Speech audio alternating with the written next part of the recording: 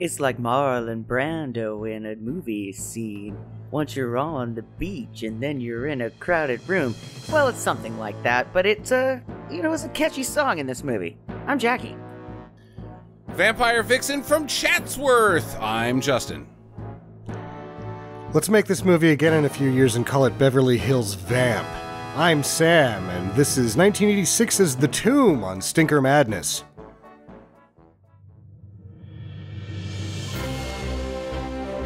Hello and welcome to Stinker Madness, the podcast about bad movies for bad movie lovers by bad movie lovers. I'm your host, Justin, with me are always Sam and Jackie. This week on the show from 1986, another Fred Olen Ray.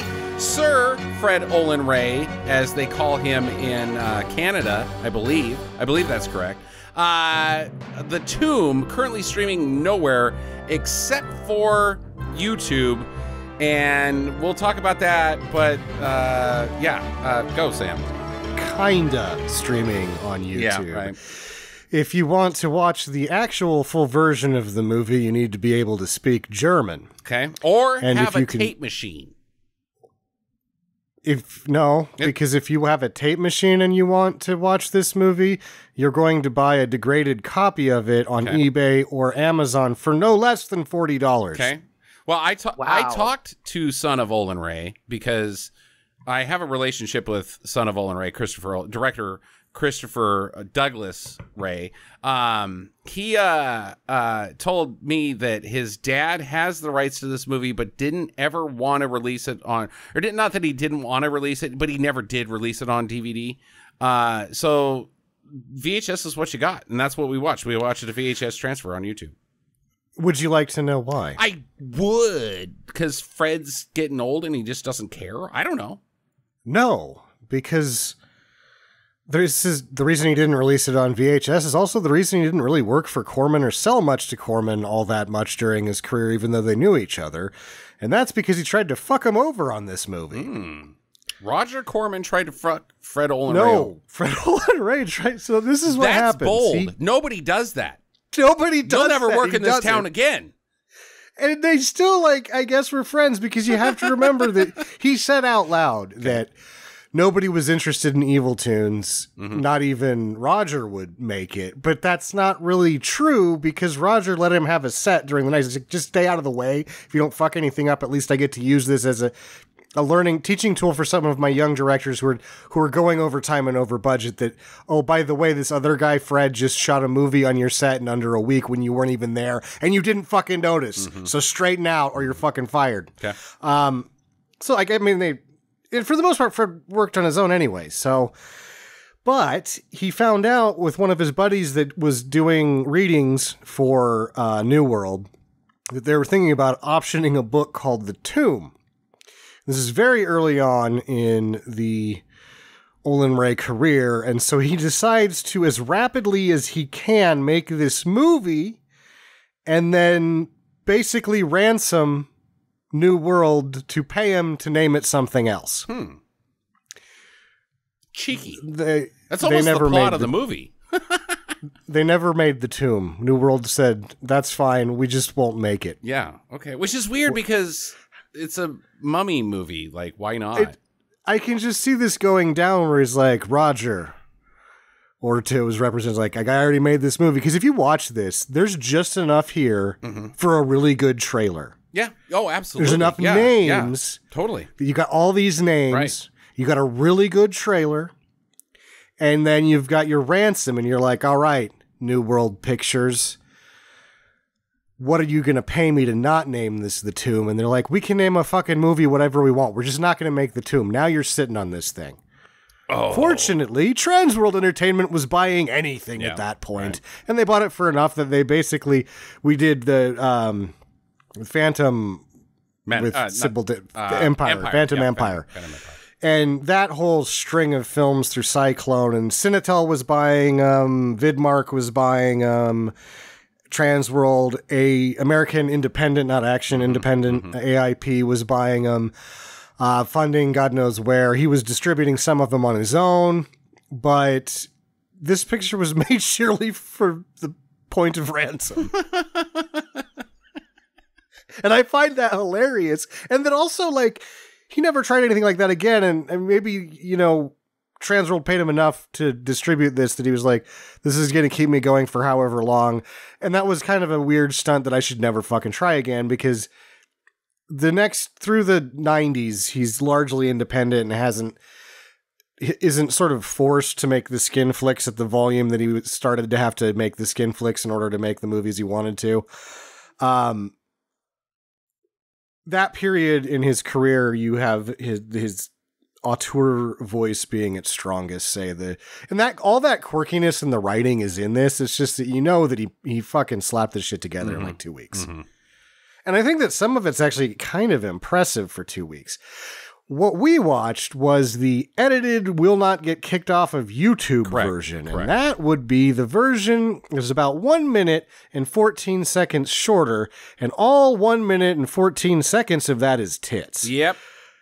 And this movie needs those, because I went back and watched because some guy on one of the comments was like, this is unviewable. And then he just put the minute markers for where the nudity was. And so I went back after I was done, and they're seriously like right where I was getting bored. He was like, tits.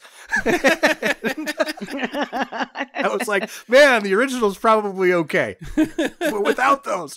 And it's unbelievable how many tits are in 1 minute and 14 seconds. I was like, holy crap, that's a lot of tits.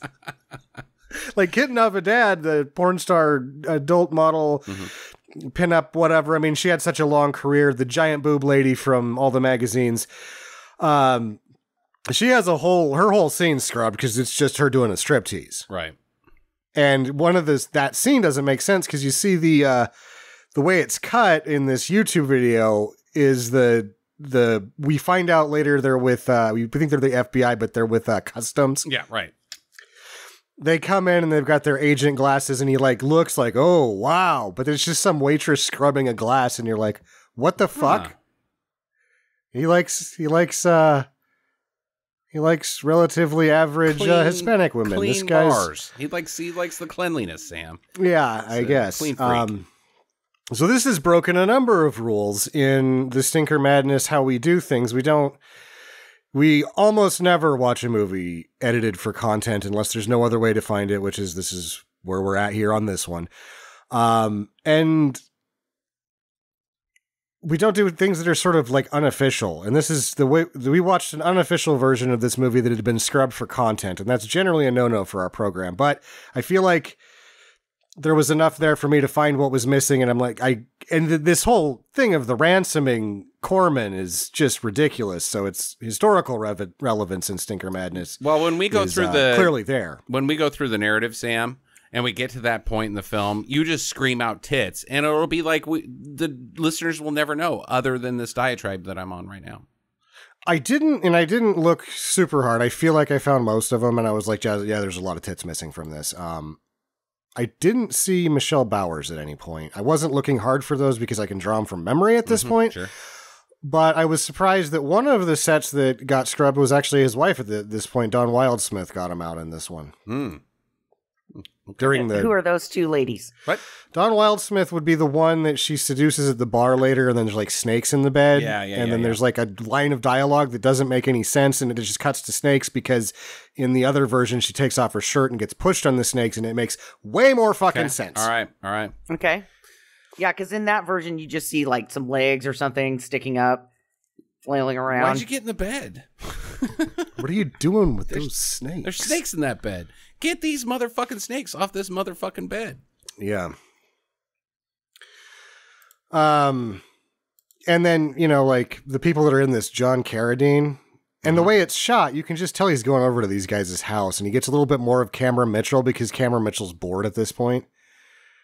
Sybil Danning, was that even from this movie? I couldn't figure out if that was even from this fucking movie. There's like a Jeep chasing a plane. The plane blows up. There's no way they could afford that for this, but I can't find anything else to support that isn't in this movie. She does call him Banning, but the camera is behind her looking at him. So, question mark? The question mark is he did this too fast. If this can't be left on the cutting room floor of something, because it would have been left on the cutting room floor of Malibu Express, and that's not going to leave anything on the cutting room floor. Like, I'm looking around at what Sybil Danning's doing in 1986, and there's just nothing else that this could have came from, unless it came from something. I couldn't find an instance of those two being in a movie together other than this. So it's like, I guess that maybe it's a really good cut and just an explosion, because he's not blowing up that plane. He's not blowing up that plane. Maybe he gets to blow up the car.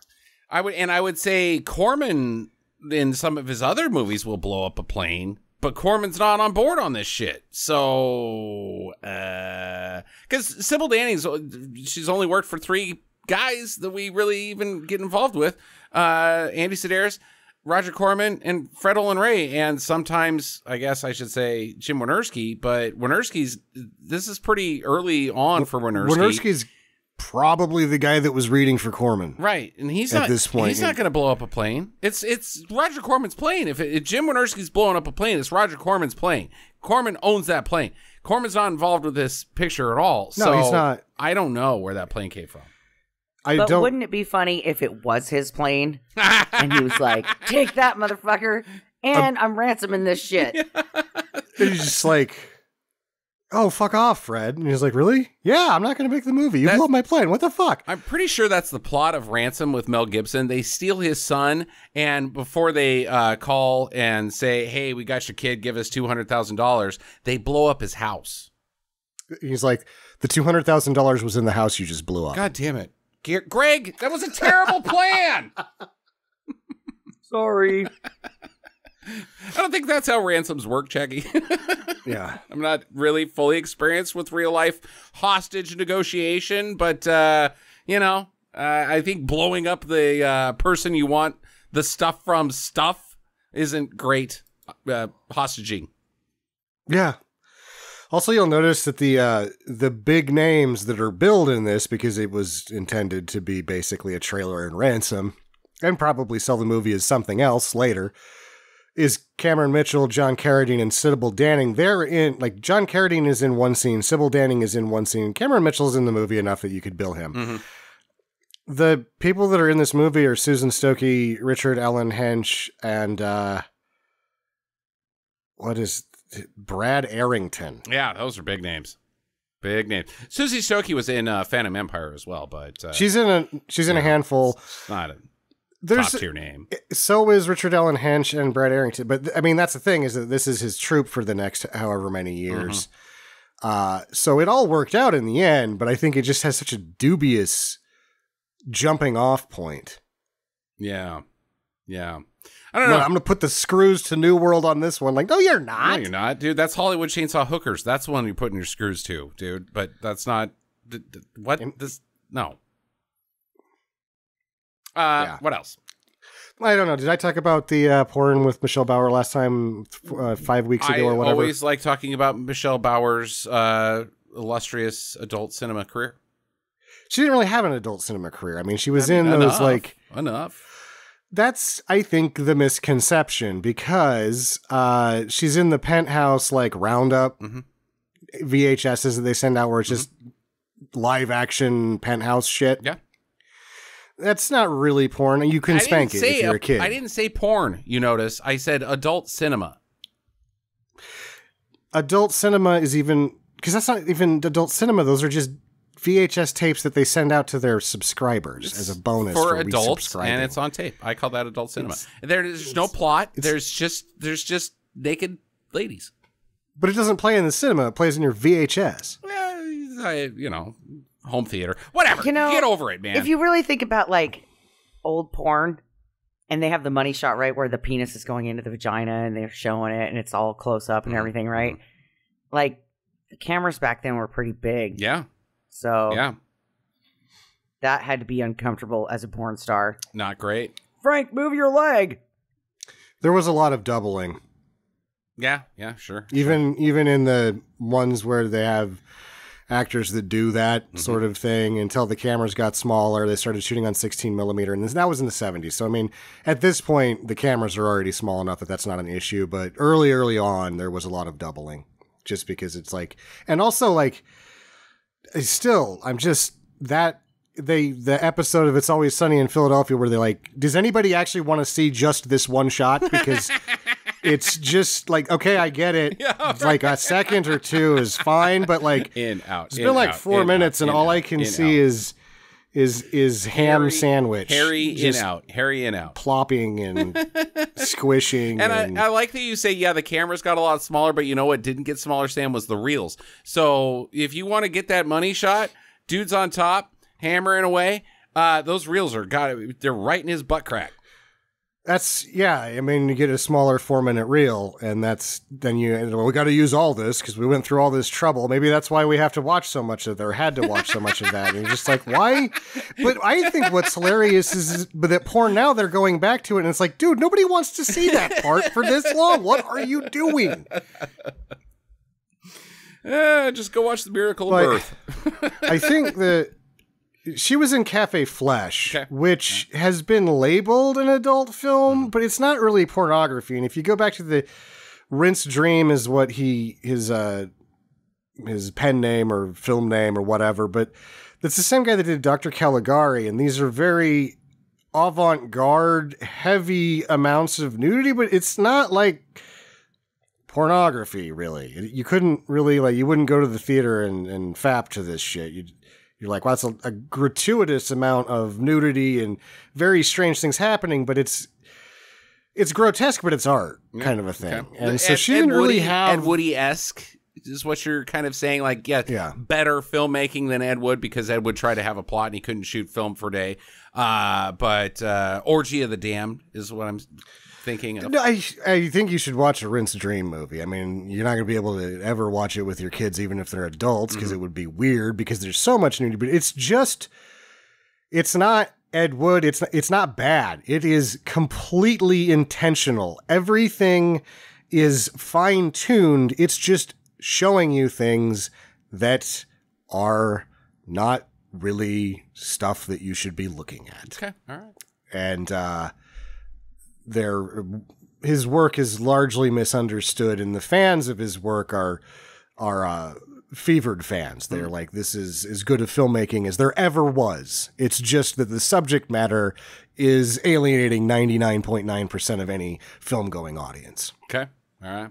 Michelle Bauer. And then she may have done a couple of non-entry scenes to some quasi-adult films, but she wasn't really ever in porno movies. She was in porno mags because Penthouse is a porno mag. Yeah. That's just the size of it, right? And she was in Penthouse a lot, and she's super hot, and that's why I didn't really go out looking for her tits in this one, because I'm like, I have the spank bank's full. Sorry, Michelle. You got the first 3 floors of the building. Let's just... Jackie, did you have something to add? Well, I was just thinking about 50 Shades of Grey and how awesome that movie would have been had it been like a porno. It would have been awesome if there had been full-on penetration. I don't know about that, Jackie. You saw all 3. I don't know. I mean, you have access to the internet. You want to see porn, you have the internet. Like, yeah. Why? Well, maybe they'll do Anne Rice's Sleeping Beauty. Why would you care? Like, why would you care? Like, hey, here's a movie. Because here's my thing about, and I don't even know what the hell we're talking about this, but my one beef with the arguably most perfect bad movie of all time is Malibu Express. The sex scene's too long. I just don't care. Maybe, I'm old and whatever, but I don't think that the 22-year-olds that are watching, that used to be the Cinemax viewers, are watching that shit to see sex scenes. They got the internet. They got the internet. Why would they care? Again, I'm going to bat for Andy on that one. You notice that kind of got erased as his movies went on. There was still the boobies. There was still the action. But they were really... That sex scene is a side bet to secure that it ends up in at least some kind of a theater, right? Yeah, I guess. But I'm just like looking at my watch like, can we get back to the explosions? It's not. Can we get back to the awesome shit? Yeah, I mean, I'm not here to jerk off. I'm here to see silly stuff. Yeah, I sneak a tit in here every now and then. I'm cool with that, but I'm not here to jerk off. And to go back to 50 Shades of Grey, I don't think that could be any better. I mean, That movie, it was mind-numbingly stupid, and people who were actually bad at sex to the point of comedy, but then it culminated into people that were bad at sex, bad at action, and bad at thinking into one of the most hilarious climaxes a trilogy has ever seen, I think. Yeah. Oh, I agree with that. Well, you know, bored housewives of the world are like, 50 Shades of Grey. It was revolutionary for housewives. I remember I had this aunt, and she's super conservative, right? And she read all 3 books. She's like, I just can't believe that people do those kinds of things. And did you tell her about Rule 34? That it gets much worse. Yeah. Tentacles. Here come the tentacles. Okay, are we ready to get into the 2? Yeah. Okay. All right. Yeah, I just finished another beer. Yeah. While you guys were blah, blah, blah. Here's what I got already. Because of this scene. Is the plane chasing the Jeep, or is the Jeep chasing the plane? The Jeep is chasing the plane. You can't chase a plane in a Jeep. They did this. It's a little bit different, but in the series, the anime series, Lupin the Third, at one point they're chasing a plane in a boat and they're shooting at it with a snub nose and nothing's working out. And one turns to the other and said, "Chasing a plane in a boat is stupid. Let's go back." And it's one of the funniest fucking things I've ever seen. Yeah, well, and they're right. That's what this is. But they're not even chasing each other, because immediately after they're like, Jeep catching some gnar, jumping over some stuff, and like, yeah, I'm going to get you, and shaking your fist. They both go to the same airstrip. The fucking plane lands. Sybil Danning walks out. The Jeep skid stops and is like, hey, I got your stuff.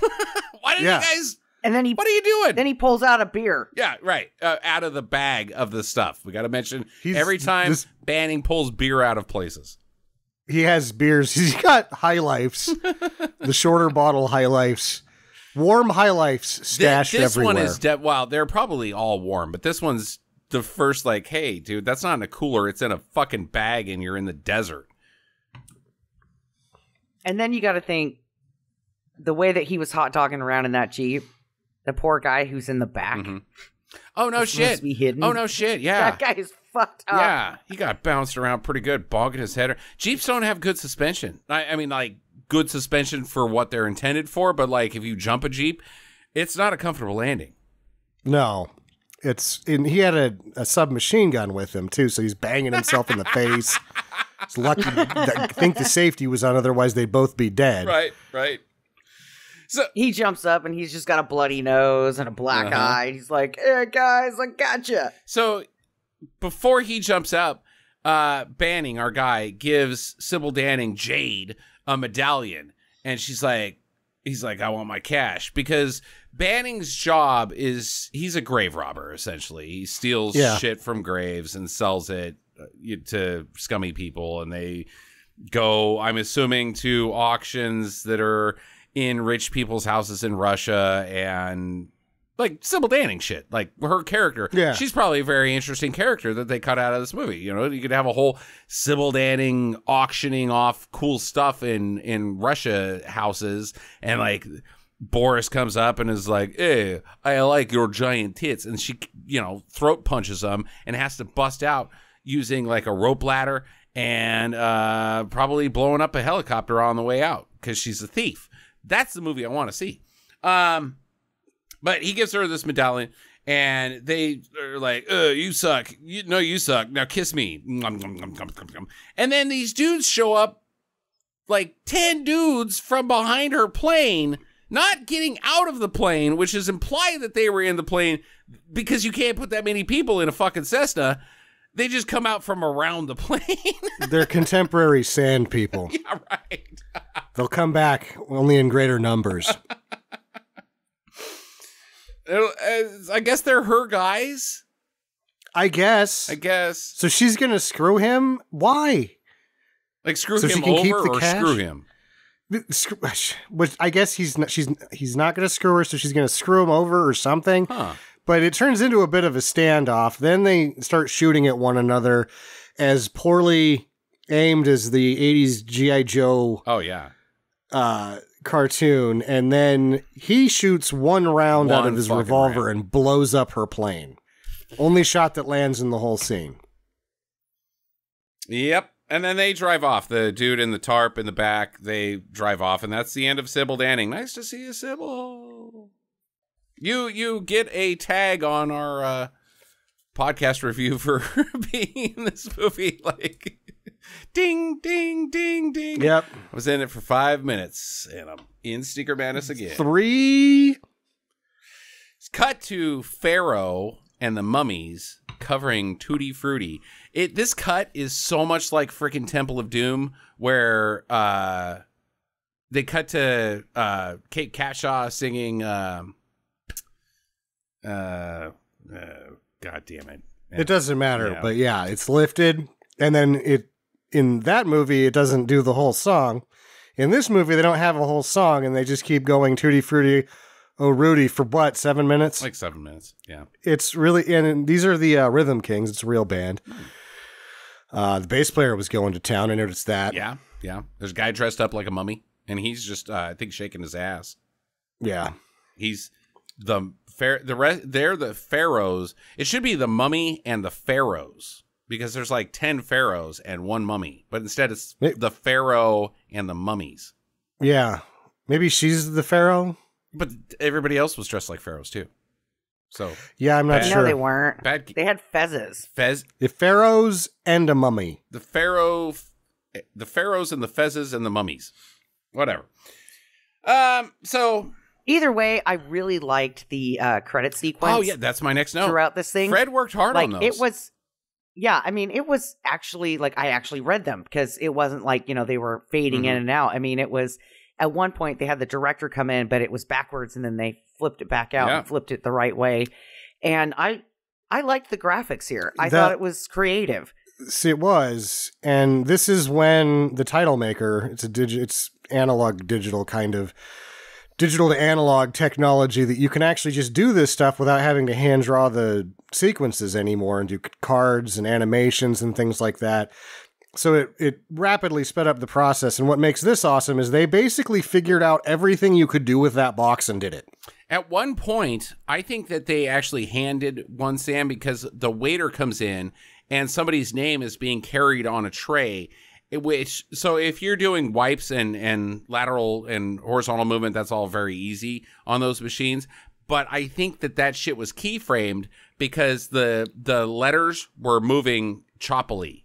You could keyframe with that machine, and it had a joystick. It was just really hard. Yeah, that's what I'm saying. They did everything you could do with that box. It's impressive for Fred Olen Ray. Like, he spent some time on that. Either him or someone else figured out everything you could do with the title maker. Yeah, no, I like this title sequence. It was very big budgety. Like, it looked good. Yeah. Anyways, so our dudes are total dicks. We've got Dude 1 Banning and Dude 2, whose name I don't care about. It's just Dude 2. They're just racist bastards. They're just holy assholes that are in Egypt making fun of. Or not making fun of, they're just being straight up racist buttholes. Like, dude, you're gonna get fucking shot and your head's getting cut off. I'm surprised they're not dead already. How did you make it? Well, and I believe that the phrases they use are towel. We don't need it. We don't need a recap. Yeah, and they're bad. The waiter kind of looks at him like, go fuck yourself. I'm just trying to get you something fresh to eat so that you don't eat yesterday's quail that's been sitting out in the sun for 5 days. Go fuck yourself. Yeah, they're total buttholes. And they meet with this guy who they're total butthole with. His name is Yusuf. He is like, I was walking around one day and the earth started to shake, and they're like, you mean an earthquake? And he's like, fire of the gods. And this cave opened up, and I went inside, and there was a tomb. And you guys are treasure hunters, right? And they're like, no, we're gynecologists. Okay. Amateur gynecologists. I think that's I guess that's cave exploration. You dive into big holes, so it'll work. I think I just came up with a new t-shirt to sell. Am Gyno Spelunk. But you could also incorporate some archaeology in there, Sam, like archaeogynocologists. Like you only explore very old vaginas. Yuck. There's treasure in there. What do you mean, yuck? There's treasure. There's treasure. Older, Dude, as an older lady, I've still got it going on. older the berry, blacker the juice. Wait, blacker the juice, but older the berry. Oh, yuck. No.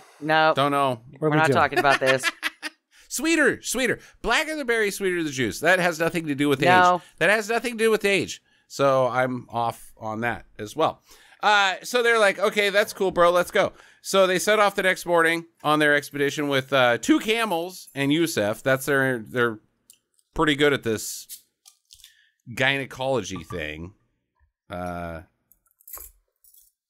if you're going to go fuck up an archaeological site just to steal about $40K worth of gold, they've got the right pack.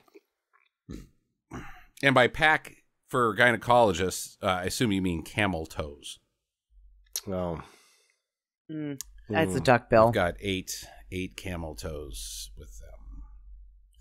See, I know that there's a better joke there, but camels. I had to force it in there. There might not be because the amateur gynecologist angle fell flat in the film. It just wasn't good. It was stupid. You're just throwing good money after bad here. Yeah, it's one of Fred's worst jokes.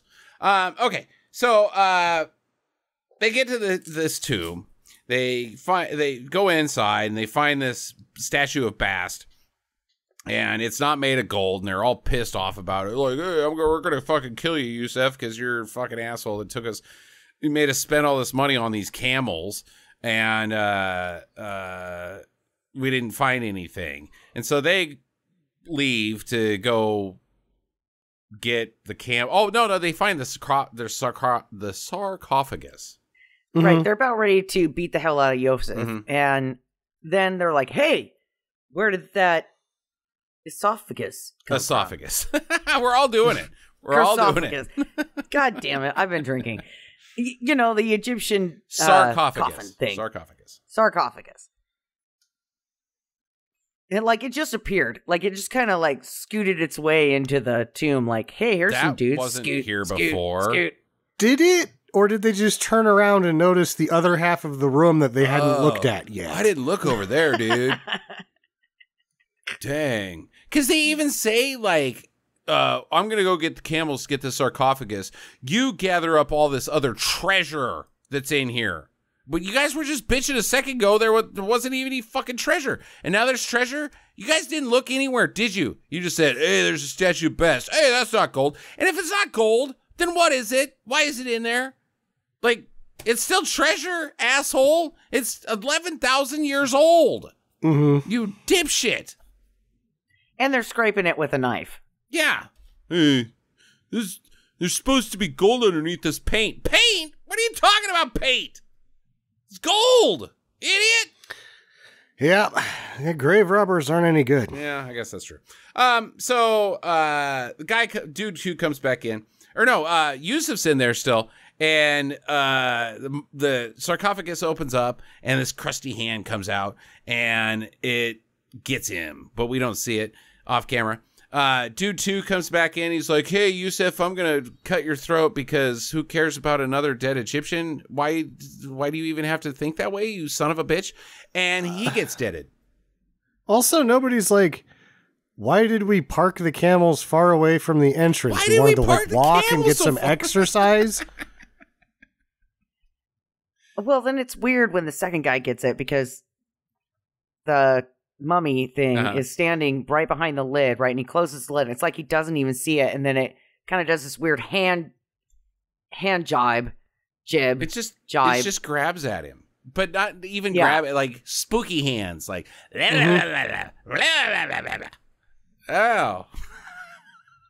And I guess that's the power of death, because we do find out later that the mummy has some pretty impressive superpowers that she can do with her hands. She's old and crusty right here. I do want to bring this up very importantly because we'll see how this goes later. Old, grody, but not like dead grody because special effects, right? This isn't... well, she's already killed one dude at this point. This isn't 1998, and Brendan Fraser's not in this movie, and it's all CGI. It's just an old bad makeup version of Michelle Bauer. I thought the makeup looked pretty good on this. Yeah, I mean, how do you old and grody Michelle Bauer, right? That's about the best you can do. She had like barnacles on her forehead. Yeah, that's that about looked the good. best you could do to make her old and grody. I still was like, that's Michelle Bauer, and I'd still get down on it. Even with that grody ass makeup, it actually kind of makes it hotter because she's, dressed up like Cosplay. Yeah, a little cosplay, like, oh, hey. No, she's lowered herself to your standard. Oh, nice. Where you can actually get one of those ladies. You're like, hey, Barnacles, what's going on? She's like, nobody ever notices me with my pretty friends. Yeah, she's become within the reach of GHB. Boo! Oh. Boo! Oh, Jesus Christ. Okay, so he's dead. Dude number 2's dead. He gets grody hand, and Bannon comes back in, and not Bannon, Banning. He not Mike Banning. He comes back in and he finds dude 2. He's like doing a Blair Witch thing. He's just staring in the corner and he keeps talking to him. And he's like, hey man, what are you doing? What are you looking at that corner for? And then he turns around. Well, he finds a head in a bag, and then he turns around. The dude 2 turns around. He's got like stabbed it in the heart or something. I'm not sure. No, he had his throat ripped out. But it was nowhere near his throat. It was bleeding like he had his throat ripped out, but it was like in his chest area. No, it wasn't. No, it wasn't. You always argue with me. No, it wasn't. God, and she's an arguer. I would also like to mention that neither one of these guys got out a scream of any kind. Okay. Good mention. So maybe she has anti-scream power so that she can kill people stealthily. Well, either way, Banning. Yeah, it's called her tits. Yeah, They look and they go. She's hot now. Hubba. She's Michelle Bauer now. Mm-hmm. She cut that guy's throat, quote unquote, to Jackie, and now she's hot. Okay, cool, fine. He runs out. The place starts shaking, and a trapdoor comes down, and she's like, "I'll get you later," and he's like, "Bitch, you're trapped." He's like, she goes, you can run and I won't chase you, but when you're done running, I'll be there to kill you. No, you won't. You're trapped in your fucking tomb. You built this stupid tomb that has a trap door that comes down. When I steal the treasure, I got out. You're still in here. Do you have like Terminator powers where you can just like go through the cell door? No, you're done. Well, goodbye. We will see at the end of the movie how it's possible for her to get out. Because she can fry fucking people with her hand. That has nothing to do with going through doors. There was a window. She just crawled out of the window. Oh, she just went like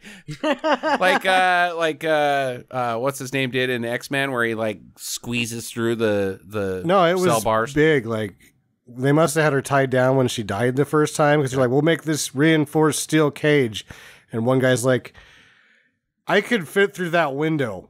I just need something the size of that cat to move over there and get up to it. Yeah, but like, no, don't worry about that. Yeah, but are your cans as big as Nefratis? No, she'll fit. No, it doesn't make sports bra. Oh, okay, 2 sports bras. two sports bras. Give her 2 sports bras. Some duct tape too. So back in L.A., Banning has come back and he's at a crap bar. And these drinking a Miller High Life, right? Of course, this one he paid for rather than just pulling out of his butt. These suits hit him up, and it turns out that they're tits. Oh, there it is, tits. There's like a good 40 seconds cutting back and forth with Kid Nefratis just shaking them back and forth, boy, and I was like, "Yep, this would have had me interested had this been left in the movie." I could use another sequence in about 30 minutes, but we'll get there. These suits hit him up. They're custom agents, and they're arresting him for being Hobby Lobby, basically. And this, I can't even read my goddamn notes. He starts busting bottles over their fucking heads. They're federal agents, man. That's 20 goddamn years. 20 goddamn years. The bartender helps him out. Smashes it. Like, hey, buddy, you kicked me a $5 earlier on that Miller Lite order you ordered.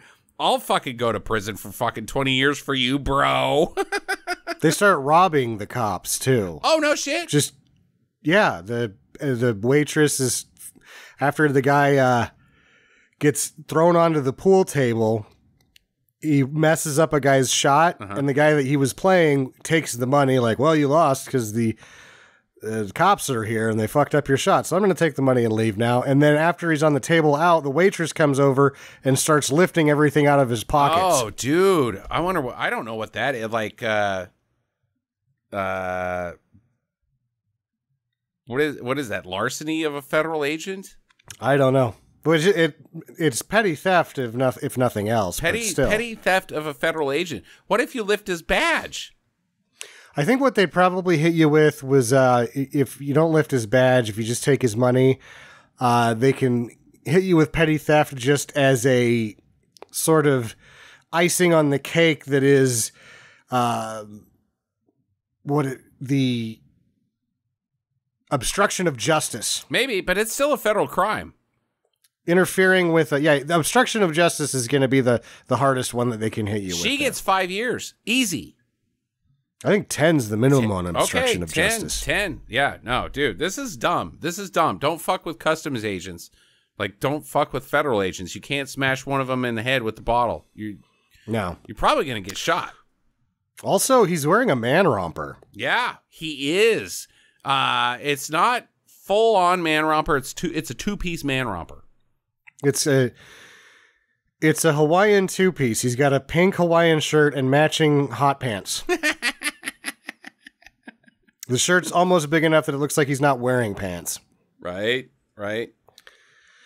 So Jackie, how did the man romper work out for you? At first, I was kind of shocked. Like, does he have shorts on? And then I realized, oh no, he's got like really tiny shorts with his shirt and they're matching. And I was like, I don't know about this. But then he starts running in his tall socks. And I'm like, it works.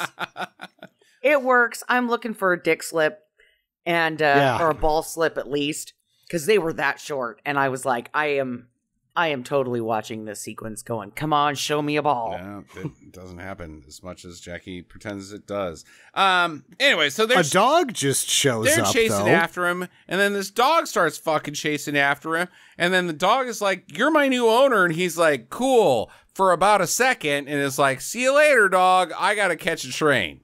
I think what happens here is that's just one of the many stray dogs of Los Angeles in the 80s. And he's running, and this dog just starts chasing, and he's like, oh, fuck, a dog's chasing him. And the dog isn't leaving while they're shooting, and she's like, Fred's just like, fucking, if the dog's gonna follow you, let the dog follow you. Yeah. What the fuck? This is fun. Roll film. We're rolling. Keep going. This shit's fucking $20 a minute. Let's go. So he gets out of there. Before processing. And he gets off the train at some point, and starts creeping up on Cameron Mitchell, who's in his car on his phone, his car phone, which is cool. And Cameron Mitchell's talking about artifacts and blah, blah, blah, blah. And he's been waiting for a long time. He's like, where is this guy? And so he jumps down, and then as he gets down on the ground, he pulls a beer from his taint. Yeah. There's no other place. Pulls a high life out of his hot pants, which would have. This was amazing. He ran from federal custom agents after assaulting them and facing a 20-year sentence, all with a beer in his taint. Yep. At one point in his life, a woman has asked him, "Is that a high life in your underpants, or are you just happy to see me?" And he pulls it out and starts drinking it, and then she goes, blah, blah. Because he's drinking beer from his underwear. And it's not a can, it's a bottle. It's a bottle of High Life in his crack with the the pointy bits at the bottle lid, he's just chainsawing those balls with this sneaky beer thing. It's at this point in his life, his balls are just this rubber callus that just got like this sort of leather sack down there that's been beat to death by beer bottles because he's always got one down there. Oh my God. This was one of my favorite parts of the movie. was when he pulls this out, and then he starts drinking it, and it's all shaken up, so it's, you know, it's foamy and it's spilling out, and he's still drinking it, talking to this dude, and I'm like, yeah, you're amazing. And this is almost as good as I want to kick ass and chew bubblegum, but I'm all out of bubblegum. He's all out of butt beer. And nobody throughout the fucking movie ever questions his, like, yeah, we know. We don't even talk about it. It's such a non-starter for us to talk about because he's always pulling beers out of fucking everywhere. And none of these places are places that beer would stay beer cold. should ever exist. Beer at all. Like, nanners. Okay, so he comes up to Cameron Mitchell. His name is Doc Phillips. And he's like, here you go, Doc. I got your medallion. Now give me my money. Because he's selling Hobby Lobby shit to collectors of antiquities. Illegal. Yeah. I also like that Cameron Mitchell is up to his usual tricks here where he's just stealing screen time by drawing every line out forever. Totally. And Fred Olen Ray is probably like, dude, thanks. We're going to make it over 80 minutes now. I love you so much. I don't have to do any slow-mo. Awesome. So later at his apartment, the mummy comes in. Her name is Michelle Bauer. Nefratis?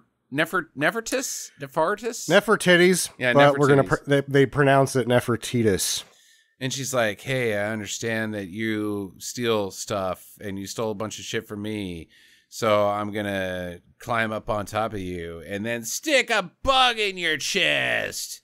Just like the Matrix. Dude, this was a really good, like, special effect. It's in the trailer. Yes. Yeah, totally. where, you know, like, it just looked good. Mm-hmm. I also noticed at this point that she only has one glove on. Yeah, she wears only one glove throughout the whole film. I wonder Jackson. That can't be it, man. Why the fuck would it not be? I don't know. Because it's all the way up to her elbow. Yeah, it's it's Jessica like a fancy Rabbit prom glove. glove. It's sexy, but it's inspired by the Jackson. Okay, maybe. I don't know. It's just one long black glove. It was weird. So he wakes up and he's like, oh shit, God, was I dreaming? I don't know. I should probably have a beer. So he looks under his fucking pillow because that's also where he keeps beer. And she's like, looking for this? He's like, hey. So she at one point stuck a bug in him and then was like, what's this lumpy thing? She took a nap and put her head on his pillow and she was like, there's a fucking beer under here. Here you go, bud. This bud's for you, bud. Even though it's a Miller High Life. And so she plugged this scarab into his chest that will get its little clampers on his aorta if he's being a dickhead, and she can command it to shut him down. So he's under her willpower now. Yeah, kind of. Not to mention he's got a nasty, like, bump now in his chest, so it looks like he's growing like a third boob. Bug bump. Which is going to really sort of fuck up his beach days. It's going to be a lot harder to pick up ladies with that thing hanging out. He's got half shirts and short shorts. This guy is like 100%. When he's not robbing graves, he's out at Muscle Beach chasing He's living tail. the casual Southern California lifestyle. But hitting the weight room just enough to be able to rock that shit. Yeah, sure. Yeah. So he's like, or she says, you've stolen all my shit, all my stuff. I want it back. And he's like, bitch, I don't got it. I sold it all to collectors. And she's like, well, you're going to tell me where these guys are. So cut to one of his collectors. His son's like a shitty Tom Jones wannabe. And he's like, I'm going to go bang some ladies. He's like, the old man's like, this kid is a total fucking tool. Like, the dad asks, what's this one's name? And he's like, Denise, Sarah, Rebecca, I don't know. Oh, I think you guys are unfamiliar with David Manners' Ass Slayer. His name is David Manners, and he slays ass when he's not being polite. Right. I mean, this guy is such a dick. I was really hoping he was going to get killed. And I like that his dad was like, oh, I was just like you when I was your age. And the son's like, no, you weren't. No, you weren't. You have a doctorate. There's not enough time to do both.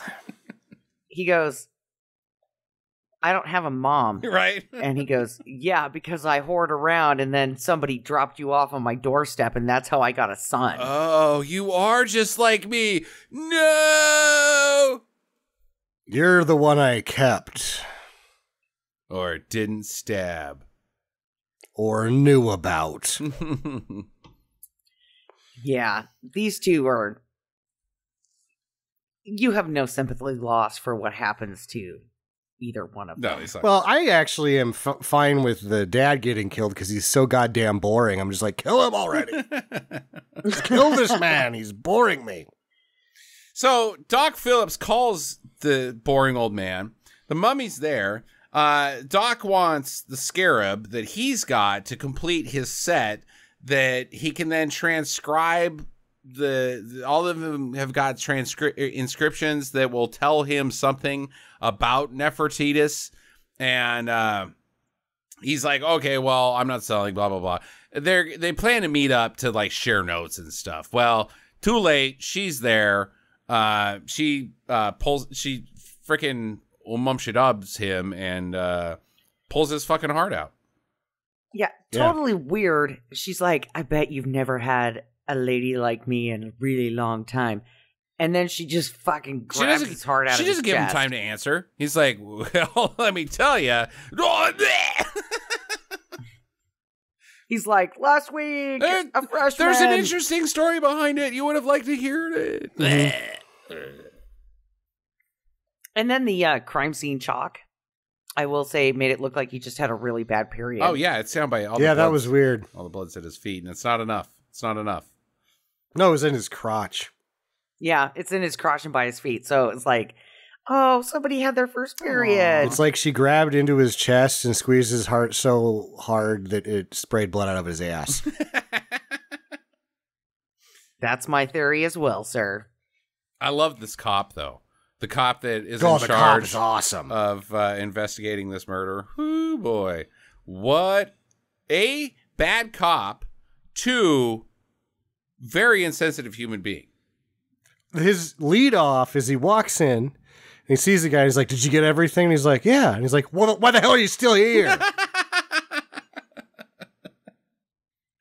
Because you're here? I was waiting for you. Fuck off right now. Go back to the station and figure this shit out. Hey, kid. Sorry that your dad died, but guess what?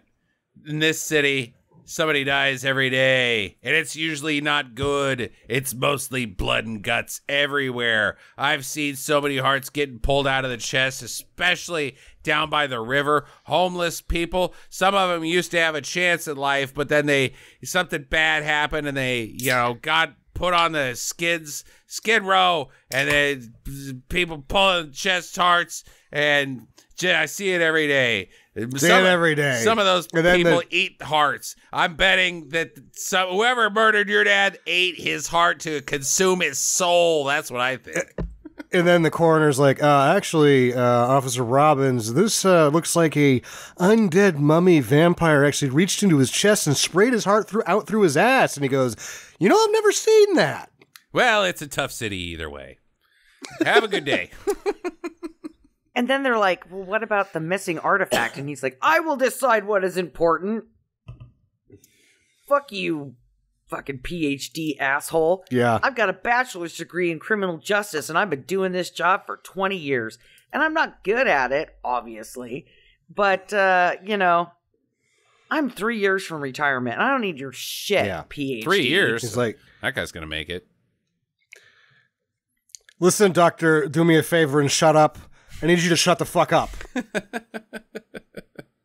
So, Dave, the son, the Tom Jones wannabe guy, I guess he's our hero of this movie that got introduced 3/4 of the way through the movie, which is weird. Oh my God, he is such a shit hero. Yeah. Just a shit hero. You're like, God, kill this guy already. They don't.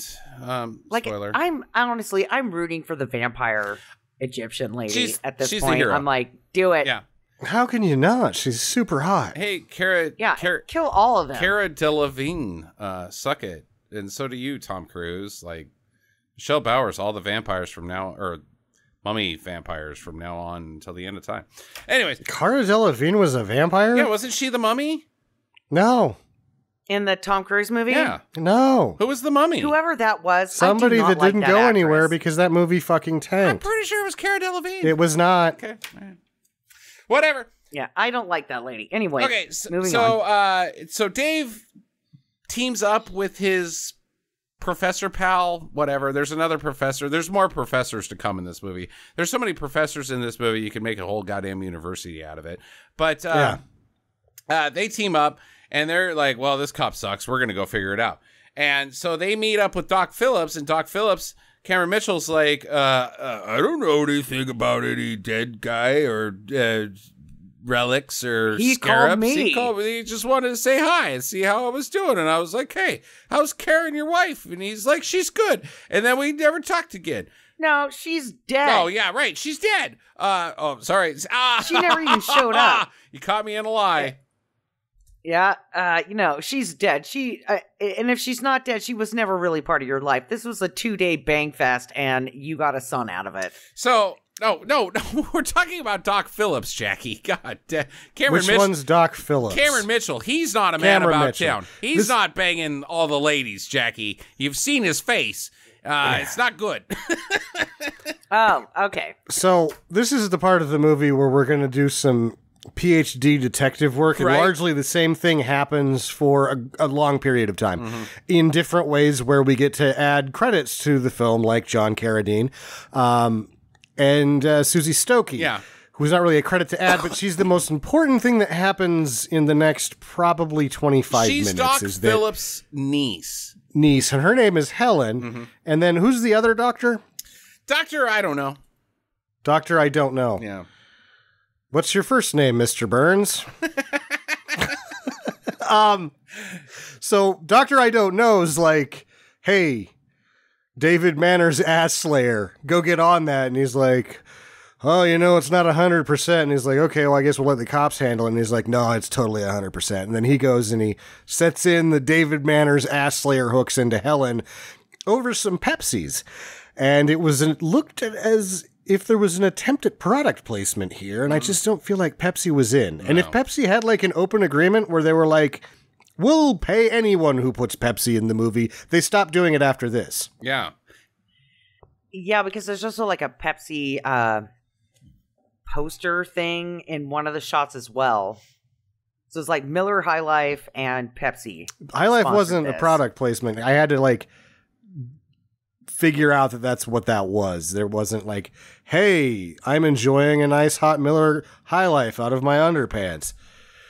Whereas the Pepsi was front and center. Well, so what happens in the grand scheme is that Dave decides to team up with Helen, the niece, to unravel this whole mystery and also fall in love by trying to find Banning. By trying to find Banning, because Banning is the key to why his dad is dead.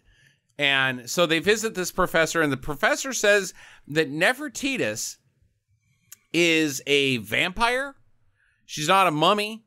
The lore is that she sucked babies up and would pull people's chests out, and she was immortal. And they buried her in a coffin and stuck her in a place where she'll never be found. You're skipping over every 7 moons. She needs to sacrifice somebody so that she can stay young and youthful. But she has these trinkets, which is the necklace and the scarab, the gold scarab. And she needs both of those in order to assume that person's life force and their youth. I want to go into these relics has a problem because Cameron Mitchell's like, I need that. I don't have a good Cameron Mitchell. If I worked on enough, I probably could. I need that thing. I need that scarab to complete my set. Well, if there's only two things, the Eye of Horus and the Golden Scarab, that's not a set, dude. That's two things. There should be more things. It's a set of two? Fuck off. There's no such thing as if you go to a video game, Sam, and you're a relic hunter and you're collecting all your stuff and you got to complete your whole set to get the power, you need more than two things. You can't just have because of the video game rule of threes. In the real world, minimum is three. Sets of two are a thing. Earrings, a set of earrings is two. Two ears, two earrings. I think you got to have 6 things. 6? 6 things. No, this movie would be like 10 hours. You got to have a ring. You got to have a necklace. You got to have something on your head, and probably a shield and a sword. That's and a set. The fifth element is actually always a human that you think is the key to finding it, but it's actually her. That's true. Yeah. Anywho, I'm not sure if that was a good joke. No. Question mark? Question mark on that one. I'm Speaking confused. of video games, after the rules of and I think that the whole Seven Moons thing is just so she doesn't have to devour people constantly. If she does this sacrifice, she can be nefarious and evil without having to eat people constantly. Maybe it's just a time saver for her. But she's a vampire. She doesn't really care about eating the people so much as she cares about looking hot. No, she needs the blood. He goes on this whole thing about how much blood she freaking needs, dude. Okay, she needs 1 kill a day. That's ridiculous. Why does she have to have a fucking sacrifice every 7 months, too? Right. Well, we're going to get into excessive. that. We're going to save it till the end. Well, we're going to save it to the end. We're going to save that for the end. So while they're out looking for banning, they get into a whole freaking something tells me I'm into something good sequence where they're running down on the beach holding each other's hands. Like, no, you are out looking for... You know that you're on a vampire hunt. You're Van and fucking Helsing, and you guys are eating burgers at a fucking Sonic? Come on! Yeah. It's a Beeps. Beeps. It's not a Sonic, Justin. It's a Beeps. Toot, toot. I think we should just skip ahead to where they find Banning, and it's like he's got some cash flowage going from selling these things. He's also got a undead benefactor who's semi-controlling him. So what else would he do besides go to the bar and play some Galaga? Right. That's what he's and they're doing. like, they're trying to pump him for information. He's like, fuck off, I'm trying to play Galaga. And then he leaves. Yeah. Oh, I'm not telling you shit, and walks away. Oh, okay. Well, Helen has gotten kidnapped after their something tells me I'm into something good date. And by the mummy. The mummy goes to her apartment. Dave is like, I'm going to go get my professor pal. Oh. And the mummy's also, like, I forgot. I'm here. When you were like, oh, in like 20 minutes, I'm going to need some more of those tits. That's when Fred Olen Ray's wife shows up and she gets her tits out, but we skipped over that part. Yeah, they did have the tits at that mark that you were looking for, though. Good. Because, yeah, I mean. Yeah, so he bangs Helen, and then he starts acting all fucking weird, like, I was supposed to meet the professor hours ago. I have to go. And I'm like, this is the shittiest excuse for getting out of a one-night stand I have ever heard. Trancy, but he's not. He's just trying to get out of there. Yeah, he's like, it wasn't that good. I gotta go. Sorry, Helen.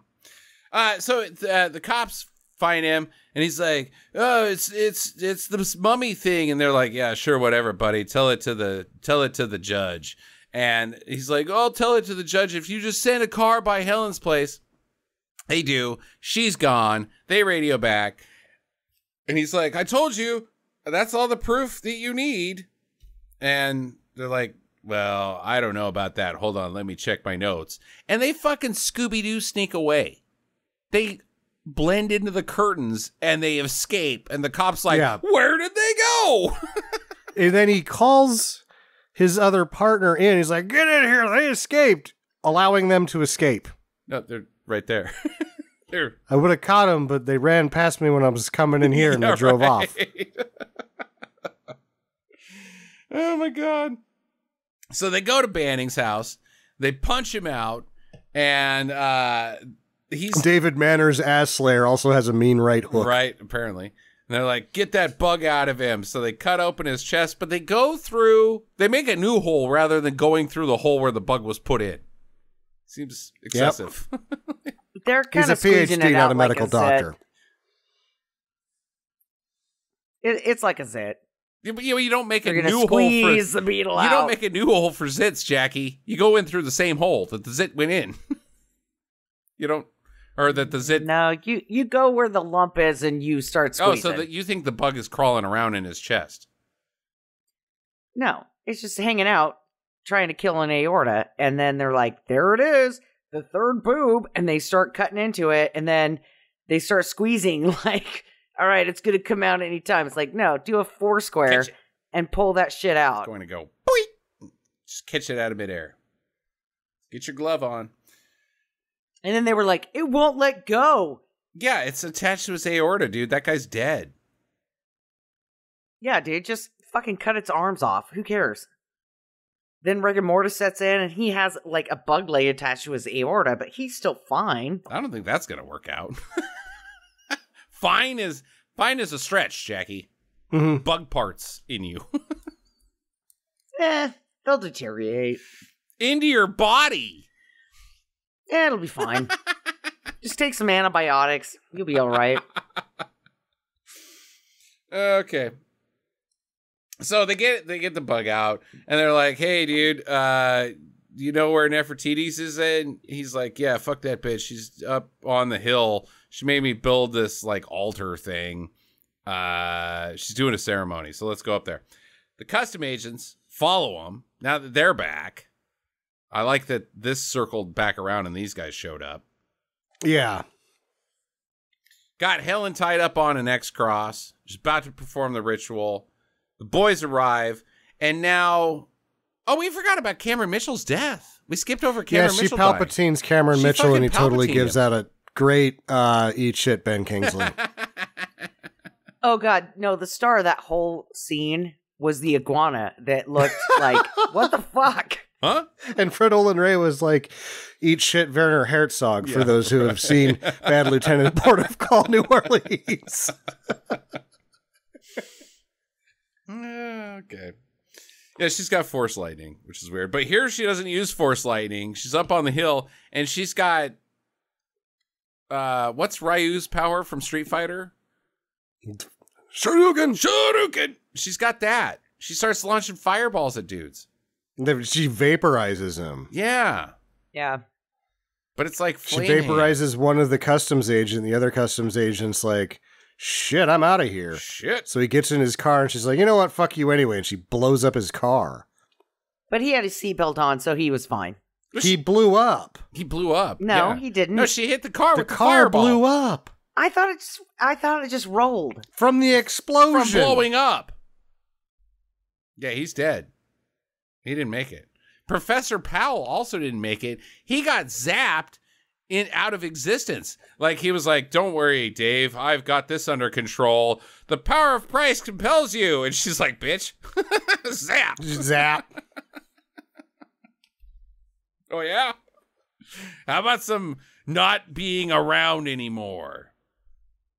So, but also Dave is able to dodge the zap from her hand. She's not a good aim sometimes, I guess. And then Banning comes running up, and he's got a freaking tire iron. He's like, I'm going to bonk you, bitch. And he also dodges the blast, sort of. He gets a little blasted. Well, but... she's trying to manipulate his heart, and he's like, try again, bitch. And it doesn't work, and then she's like, I'm going to vaporize you. But right before she can, Helen gets her hand free, rips off the Eye of Ra, and throws it onto her. That's what I think happens. No, I don't and then think she that at starts all. to get old. No, she just misses Banning dodges it, but the explosion still takes him down. Uh-huh. And then she rips it off the Eye of Horus and throws it on her, and it starts like Darth Vadering the Palpatine. I didn't get that at all. It seemed like Dave runs up and unties her hands, and as her hands are coming down, like, pew, pew, pew, there's two strobes that fly off her hands, not just like a neck. It seemed like just the power of being untied. I don't know what happened. She threw something on Michelle Bauer. She threw the necklace on her. But it's So, her necklace. therefore- It's her shit. Why would that do anything? It's all charged up, Because- and she's all charged up, and she's like, "Oh my god, it's on my face!" Yeah, and it's supposed to be like the soul controller, and so it will give her the youth, but considering that it's on her now it's like, no, bitch, you age. That doesn't make any goddamn sense. No, but what else has at this point? So she gets all old. She's like, oh, Yeah. now I'm old because of old. my own stuff. And then My own stuff got on my face, and now she lights on fire. And they're like, whoa, gross. this Let's is my go favorite home. part. Is that Banning's like, "Oh, hold on," and he lights his cigarette on her burning body. Is that cannibalism? Are you consuming another human? A little bit. No. Yeah. A little bit. Could just be clothing on fire. We're not going to judge that one. Little person went into his lungs. So she's all burned up, and her crusty, burnt hand grabs a rat. Ugh. And then credits, which means she consumed that rat, and it's just going to start over.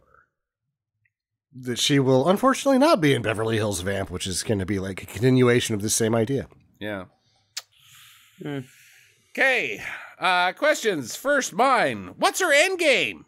Let's go back to what we were talking about just a minute ago. What's with the ceremony? What is she doing? She gets more power that way. What power? She's fucking Palpatine, dude. Okay, so That's what the I way don't that they get. describe it, I'm like, the way that they describe it in the movie, gentlemen, is that yes, she remains youthful as long as she drinks blood once a day. But in order to keep that youthfulness, every 7 moons, she has to sacrifice somebody with the scarab and the necklace so that another demon can't get into the body. And so she can absorb the life force of that person and their youth so that she can remain youthful. Yeah, but the problem is we saw her being crusty and grody, and all she did was stab a guy's neck, and she turned hot. At the beginning of the movie, she was crusty and grody, killed that guy, is hot. No ritual, no nothing, got hot. And I think she killed 2 people. yeah, that's true. She killed 2 people.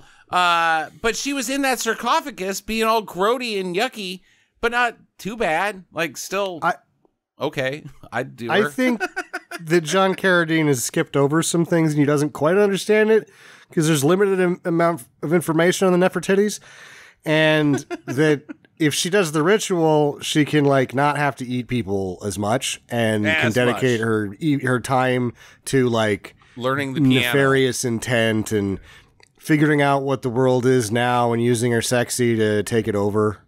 Huh. And also she can shoot lightning like Palpatine, so there's that. So it's just like Metamucil. Maybe. Okay. Do a sacrifice. You can go for a week without eating fiber. In your case, blood. Maybe she does the once a week thing and she gets to be choosier about who she eats.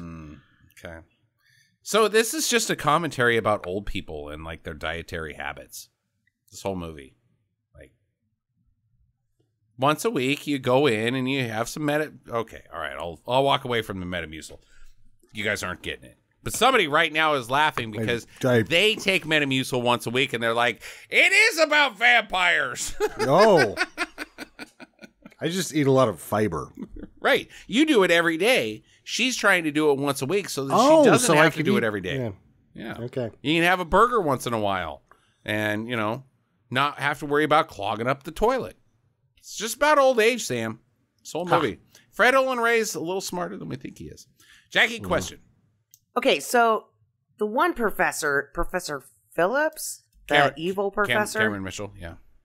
Yeah. So he was like, I wanted them both so I could live forever. But like, he was a fucking old dude, so was he hoping that it would reverse time and make him young again too? Put him back in those Western cereals instead of Fred Olen Ray. See, this movie's about getting old. It is. He's like, oh, I miss the old days. And he also wants to bang. He also wants to bang the mummy. It's clear that he wants to have sex with her, right? We're all on that. Everyone that sees her wants to have sex with her. Right. But he's never even seen her and he wants to have sex with her. that's from a historical perspective. Yeah. I mean, that's just like, would you sleep with Oppenheimer or Einstein? I was going to go with like Cleopatra chance. because you got a 75% chance. Like, you got to do it anyway because you're like, oh, I signed up to whatever Mark time Antony machine business. swings in on a rope and says, "Not on my watch, sir!" Ha ha! And he turns out he's only 5'4", and you just punt him. The leader of the fucking Roman army is 5'4". Only part of it. Actually, yeah, probably because a large Roman at that point was 5'8". Where is he? Where is he? I'm down here. The Mongols are like, bitch. They're like only 3'6", but they seem big because they're on horses. I mean, technically, I would be actually tall no. woman. I mean, that's probably still average. At one point, somebody was like, "Did you know the average Viking was only 5'8"? And I was like, "That's bigger than the average human right now, so that's kind of fucking big." All right. What was the question? Cameron Mitchell. Yeah. Something about... Was he going to get young? Oh, yeah, probably. As well as live forever. Well, she does. She's grody and she yucky, does, yeah. and he does. Yeah, but we don't know that she didn't start that ritual when she was younger. But he would have also had to like done, like a sacrifice. He would have had to drink some blood. He would have had to become a vampire. Yeah, but then he also would have had to sacrifice people. So my question is like, you sacrifice one person, what, you get like 5 years credit? See, I think you're going to stay where you're at, but with the extra energy you have, you can hit the gym, and then all of a sudden your top end is like Tony Robbins. But Chuck Norris still action. Cameron Mitchell's face. Yeah. With pecs. With pecs. So as long as you have enough cash, right? He's like, oh, fuck. This was not what I wanted. I wanted to go back to being like 20. So Sam Elliott. He'd look like Sam Elliott. Oh, God, he's so sexy. Yeah, Jackie thinks Cameron Mitchell would be sexy with pecs. No, Sam Elliott just looks good old. So does they Magnum look the PI. What same. is Tom Selleck? Tom Selleck doesn't look anything like Sam Elliott. No, but he looks good old. No, Sam Elliott does not look good old. Sylvester Stallone looks old. great. He does not look great, and he never has. Yeah. Oh my God, he looks so much better older. I mean, he is just one handsome dude. If he showed up on the doorstep, I would throw Justin out of the house. We're moving on. We're moving. We're not doing. Frank got all the looks. Right. Sam, question. I don't even have one. All right. Because, like, what am I going to fucking ask? Okay. That's my question. What would I fucking ask? Michelle Bauer, top 10 all time. I got one for you. I got a question for you, Sam. I'm watching Yellow Jackets. It's not very good. It's got some writing problems. But, two people are in it that have never been in a TV show or a movie together, which are both like, interesting team up because their career trajectory are both the same roles. I bet you they fought for many roles together. Time Machine Man, Juliette Lewis, or Christina Ricci. Okay, wait, Time Machine? Yeah, you're on the Time Machine. The problem that you're breaking the time machine. None of them, even Michelle Bauer, is still hot enough that I'd bang her now, which is the rule. If I would still bang her now, they can't be on the list. Okay, all right. So Juliette Lewis and Christina Ricci, would I bang them? Of course. Okay, all right. They're both out of my league still. Yeah. And Michelle Bauer's out of my league still, and she's like 60. Okay, all right. Well, that clears it up. Tie ball game for that, I guess, because we broke the rules. Which leads us into final recommendations of this movie. Oh, God, I'm going to go first, and I don't know where I'm at. There's so much good. The good is good. Like, legit Imagine the good. tits being there to just re-grab you. But the exposition, just the whole middle is just exposition, and them going over here and talking to a guy, and going over here and talking to a guy. And yes, maybe some cans would have changed that. And this is the second time I've seen this movie, and the last time I didn't like it. So I'm going to trust my gut and say that unless you're a Fred Olen Ray completionist, this one's don't. Jackie? I completely disagree with you. I was enthralled the whole time. I thought it was funny. I thought the pace was good. I thought it had a good storyline for what it was. And, you know, I related to the characters. They were, I mean, especially when he pulls the Miller Lite out of his taint. I mean, it was funny. It was clever. I'm not sure if you know what the word I'm gonna give it a related to the characters actually means. Yeah, I would keep a Bud Light in my taint if I was a guy. That's weird. I don't think you would. Don't think you would. I would do a can, though, so that my balls didn't get all fucked up. I would say that this film, in its intact form, is worth watching. Okay. In the form that you'd have to watch it now, it isn't. And my thought is that now in the world of streaming, Fred never put this out because he didn't want to pay to put it out. He doesn't have to do that now. He just has to get a better transfer than what's going on now and just put it on streaming. Right. I think my thought is that it's time for Fred to figure out how to get his shit streaming that he owns the rights to. Yeah, and also I could go for a Fred Olen Ray box set. Oh, yeah, me too. That's what I was take it farther because when he was doing, and he was putting out other people's movies too, and he had that Fred Olen Night Owl theater thing, and he would have like a whole, on the DVD you could have his introduction, and he'd talk about the movie. I could listen to this man talk about movies for 2 weeks straight without stopping. Yeah. No, I need him to do it with the streaming. I'm a tentative don't. But the thing is I am a Fred Olen Ray completionist, so it's a do for me. But for everybody else, I don't think it is. You're changing your story now that you've been outvoted. We see where this is going. Okay. But I think that if this was in a 4-pack, with even just like a $10 4-pack on Blu-ray with this Phantom Empire, Dinosaur Island, and Hollywood Chainsaw Hookers as the marquee piece, fuck, that thing would sell. That thing would sell so good. But even just getting it on streaming, like that's the thing. I want to say just watch it, but I think because it's not intact, it's like we can't actually watch it unless you want to spend $40 on a VHS that might not be good. Because that's one of the things about it is that the copy that was uploaded to YouTube has been generationed to the point that the nighttime scenes, you can't hardly see what's going on. You can't really see what's going on. There's the tracking, vertical hold shit that's happening here and there. 2 times where the tracking's off. And so is the movie worth watching? Yes. But is there a version of the movie worth watching out there right now? No. Director's cut. Give it to me. Okay. We're going to move on. We got a little bit of listener feedback. Woo, woo. Where the hell is my damn mouse? Okay, there it is. Oh my God, I love listener feedback. This is a follow-up from last week's episode, or maybe the week before, from JR when we declared that JR had reached the big time. Not been shot. Okay, yeah. He'd reached Hi, JR. He'd reached the big time. I like that joke. He reached the big time of our Patreons, and he followed up by saying, "Dear Queen Jax, Sando Sam, the Time Machine Hitman, and Mother Truck and host Justin, I have a few. You're idiots, I say, are wrong, idiot.